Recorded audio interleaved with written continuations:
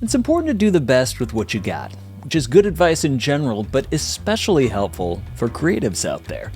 See, back in my early period, I was making spy films with my secret agent character Rick Andrews. Hello.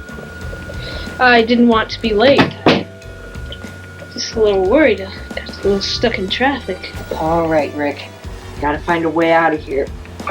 These cords. He worked for Northern Michigan's secret agency under the watchful eye of Chief Doug Thatcher, which was me with a mop on my head. Rick, the agency has just received a lead in the card shark case. I didn't have any editing software. I was doing all of these movies sequentially, just on the camcorder, which I will say anytime there was a conversation between two characters, that could be a lot of costume changes. All right, I want some answers. I don't know nothing about nothing.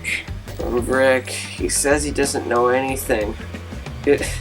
Can't we go home? Not yet, Chief. I have ways of making people like you talk. But if you're making a spy movie, especially at that age, chances are you're trying to make a James Bond movie. So I wanted a really cool, flashy intro to kick off the film and let everybody know just what I was ripping off. I got a toilet paper tube, put it on the end of the camera lens, and then, because I didn't have a prop gun or even the sound effects of firing a gun, I had my dad stand outside the window. He fired off his hunting rifle. Live rounds! Oh, I missed it. Don't get hung up on limitations. There's always a way around the problem you think you can't solve.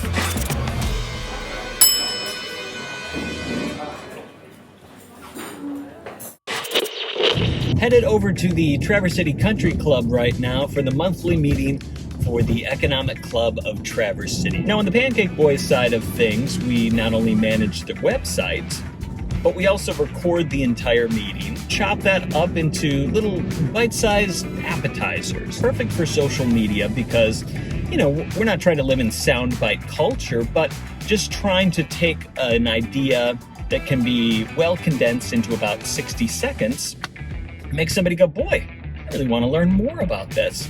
So if you are an organization or a business who has events like this is a really good strategy if you're scratching your head going, what do I do for social media content? You just record the event, just chop it up. I mean, you can do the whole thing on your iPhone. It's very easy to make clips out of existing video. And from there, then you can post them online and people can, get a little bite-sized idea of what you're doing. And then you bring them to the point where they want to start searching themselves.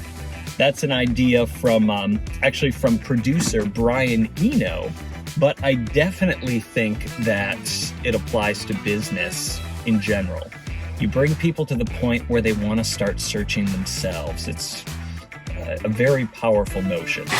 So when I first started out making videos, I was doing everything live in the camera. But when I was having just finished the 11th grade, I got to spend part of the summer at the National High School Institute, a program at Northwestern University. The most important thing that I took from that was from the editing instructor, Tim Good.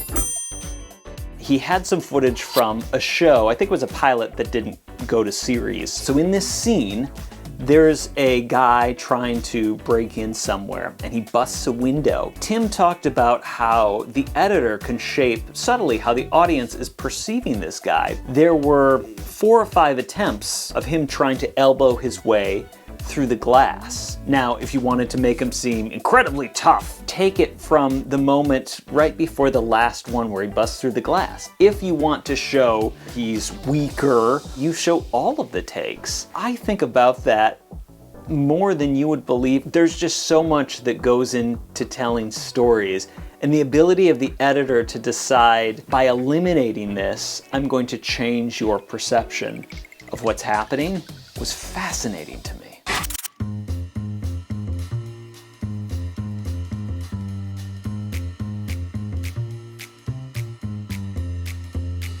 Brother, what are you doing?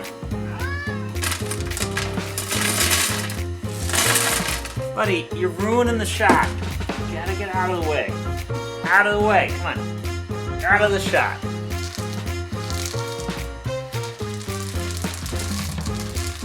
Nope. Come on. Out of the shot. Nope. Out of the shot.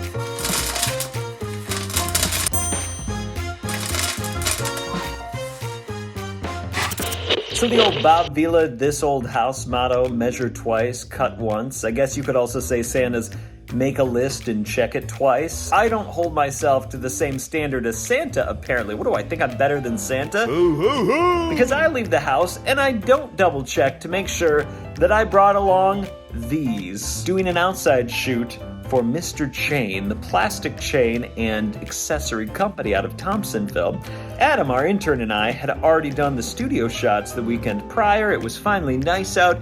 We were going to show off the stowable stanchions, very compact version of plastic stanchions. You can put it in a box, put it on the shelf when you're not using it. For this demonstration, gotta put some plastic chain on it, and I forgot to bring this to cut the chain.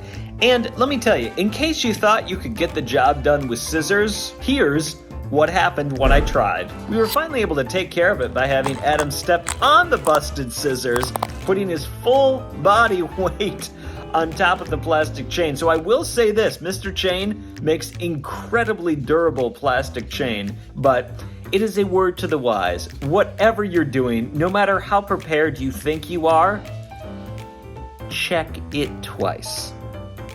If it's good enough for Santa Claus and Bob Vila, it's good enough for you.